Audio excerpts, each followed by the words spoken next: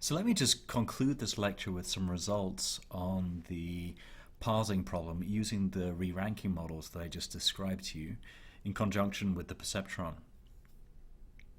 So in one set of experiments by myself and Terry Koo, we started with a baseline model which was a lexicalized PCFG, which at least at the time was very close to the state of the art in parsing.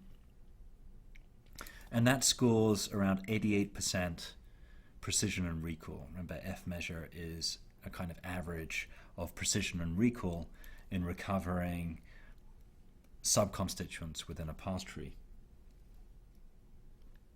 The re-ranked model that I just described scores 89.5% F measure, which is about 11% relative error reduction. So about 11% of the errors have been corrected by the re-ranking model. So that's a fairly significant improvement, given that these models are starting to reach quite high levels of accuracy. This is actually a pretty significant improvement, and indeed I had developed these lexicalized PCFGs during my PhD thesis, and it was very, very hard to push these any further than this 88.2% measure we see here. Here are some other results more recently from Eugene Charniak and Mark Johnson in 2005. They employed a similar approach, but they had better and best lists, better features, and also importantly a better baseline model than this model I've shown you here, and they pushed accuracy from about 89.7% to 91% accuracy.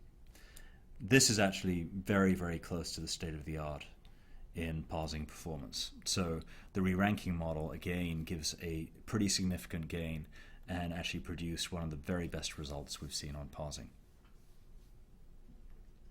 What I've shown you though in this lecture is a quite new way of thinking about these supervised learning problems that we see in natural language processing. This idea of global linear models defined through Gen, F, and V, and finally the perceptron algorithm as one way of training these parameters V.